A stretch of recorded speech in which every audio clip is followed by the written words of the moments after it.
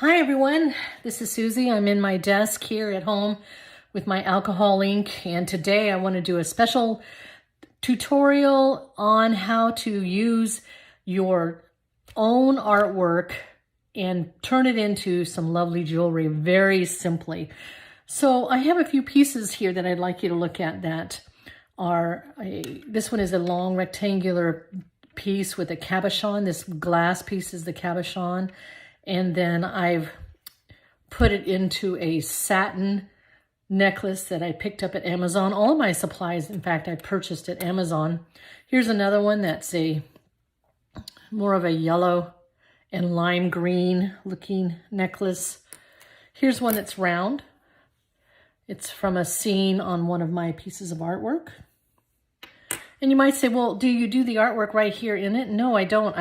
I have my artwork that I've created on Yupo paper, and I then took it and got it scanned at the UPS store, put it onto a file on a thumb drive, and then we also printed off the paper or the some of my artwork onto stock paper.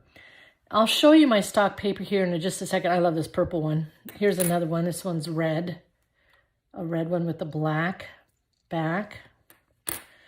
Here's some that still need to have their own chains put on them. It's purple.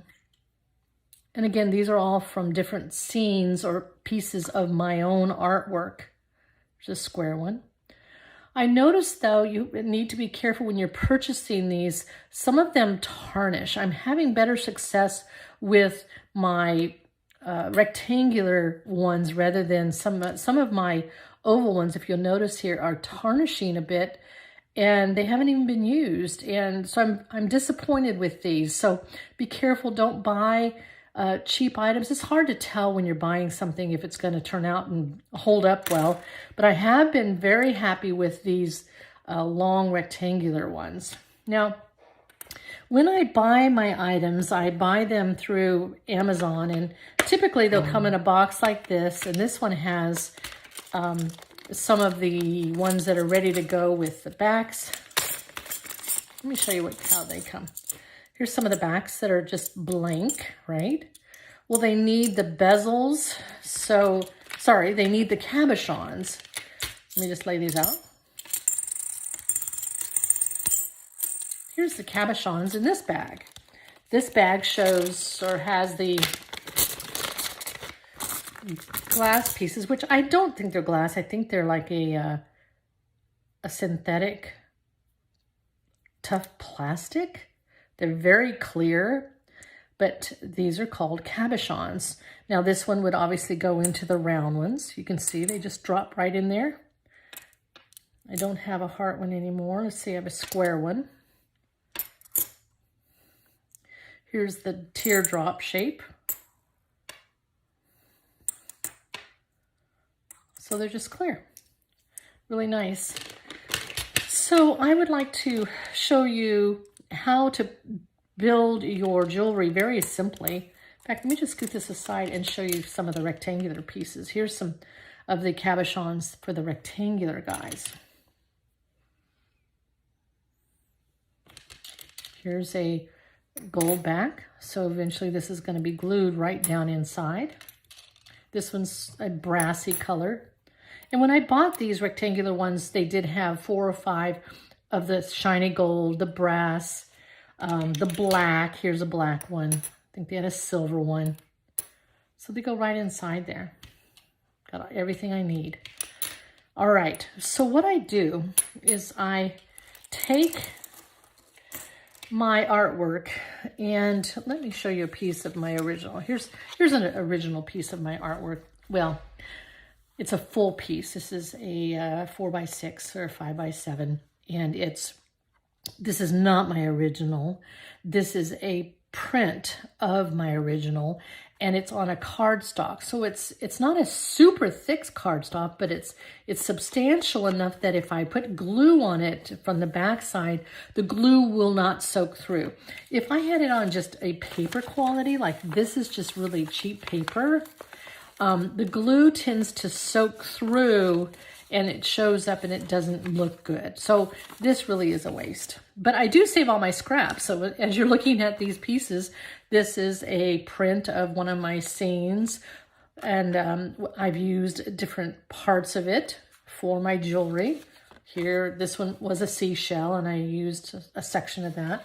But I save all my scraps. Here's one that's one of my popular pieces, and it makes a beautiful blue jewelry. And I've just got a huge stack over here. I'm not going to go through it all, but you can get an idea.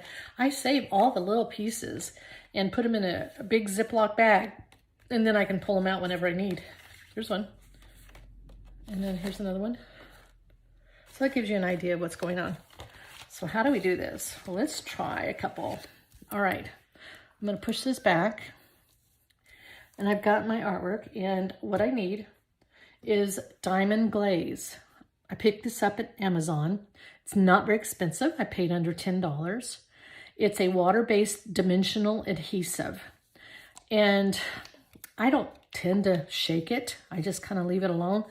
And the top is not a screw-on right here. It just pops off. Now, sometimes this tip will get a little bit plugged. So if you keep a sewing needle, which I do right here, if you keep a sewing needle handy, you can poke it down in there just to make sure there's a clear airway for the diamond glaze to come out. Now, diamond glaze is it's a quick drying glue. It's not like super glue where it gets stuck all over your fingers. It's washable, so it's really great. Now, what I like to do is do a batch of these at one time.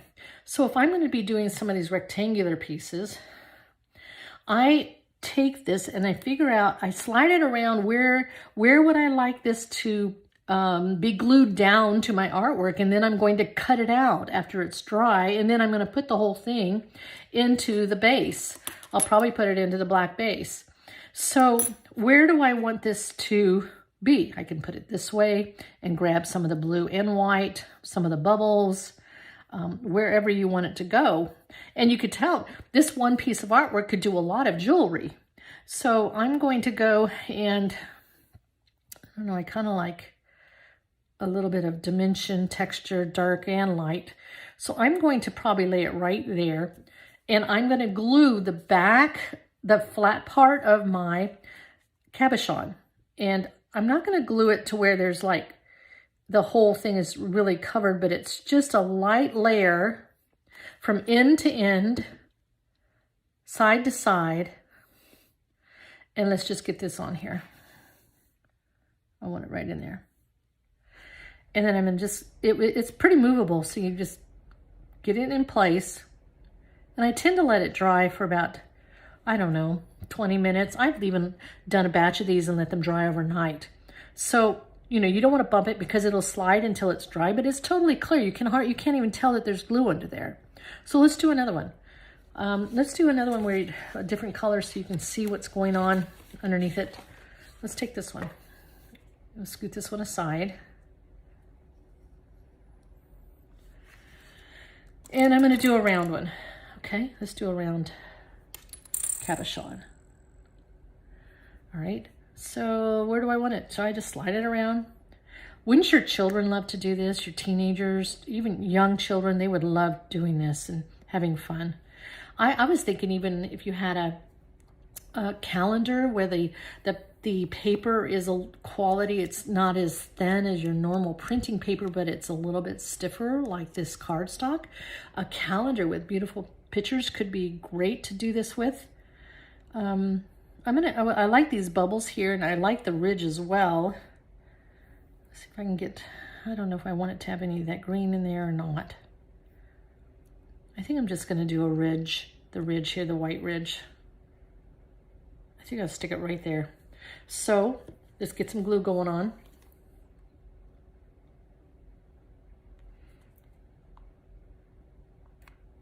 There it comes.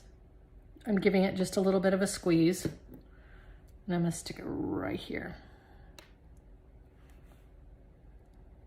Push it down so it kind of gets the bubbles out. I gave it a little touch. And let's do one more since you're watching me do this, and let's get some other styles and variety. Just push everything back. Let's do this one. This is one of my mod music pieces, and it's got a lot of color. So I think I'd like to grab some of this color, maybe part of the stick and part of the pink and part of the blue in there, and some white. I think that's cool.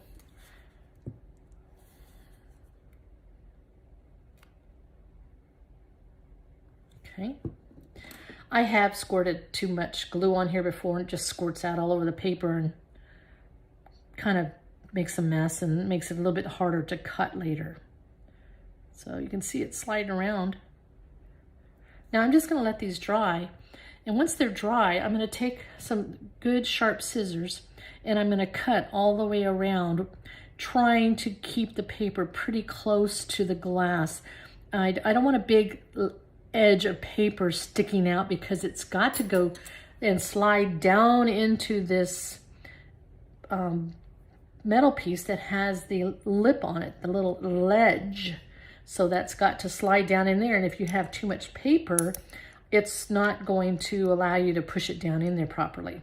And when I come back and do this, I will put glue in the base and put the printed piece right on top.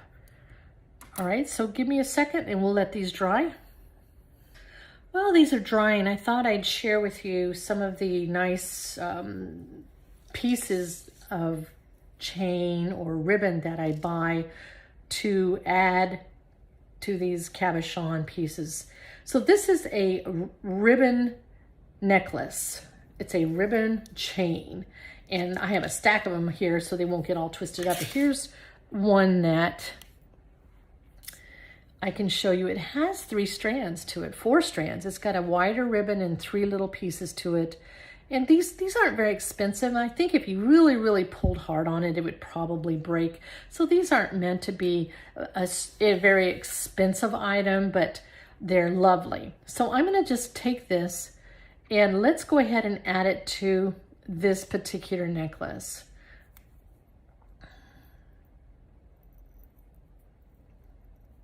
I have noticed that sometimes I have to really shove that metal piece through. That one went pretty smooth.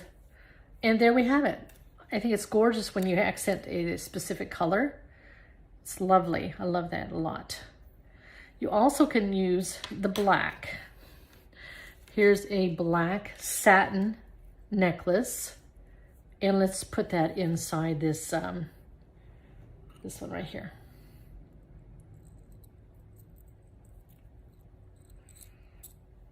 If you're selling these, you can offer a variety of chains, the satin one, the ribbon one. Maybe you actually have some gold or silver chains that you use, but these are really nice, a nice length too. I think they're about 18 inches long. I also found a bracelet. I've only found them in the brown leather, but this is a bracelet, and the cabochon would go right inside here. And I noticed that a lot of our teenagers love these. Okay, I'm ready to go with this. This piece is dry and I'm going to cut it out.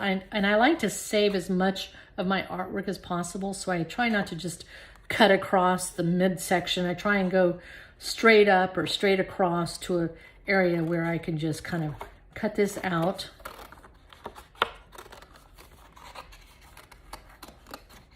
You notice that I'm being pretty sloppy about it and cutting it around the entire cabochon. And now I'm going to hold it closer to me. I can pick it up. Let's see. And I'm going to trim it close.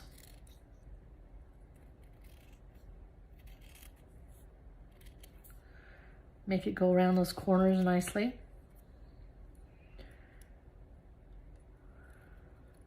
One time I sat in front of the TV and I had a cart, a TV tray, and I set up a bunch. I made 60 of these in one night.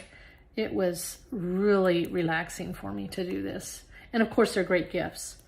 Now, we have this piece ready to go. And look, my artwork is right down in there. And then I need to decide which way do I want this to go into the base. Do I want it to go this way hanging down, or do I like it this way hanging down? So I'm going to do it this way. So before I actually get it in there, I need to put some glue, the same diamond glaze, down into the black part here. Here it comes. It looks a little milky at first and dries immediately clear.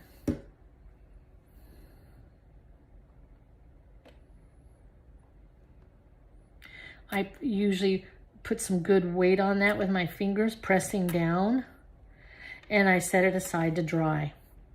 Now all I need to do is add my satin string. Let's get one. I have one up here. Add that to this necklace piece, and I've created a beautiful necklace. I hope this has helped you to understand how easy this is to make from your own original artwork printed off, and you don't have to paint each one. Now you can obviously take time to paint something inside each one of these, but these are from my original artwork. So I think it's pretty special, and it doesn't take a lot of time. I hope you enjoyed my video, and please like and subscribe. I love to hear what you have to say, and if you want to, send me some pictures. This is Susie Shanlian. Looking forward to talking to you again soon. Bye now.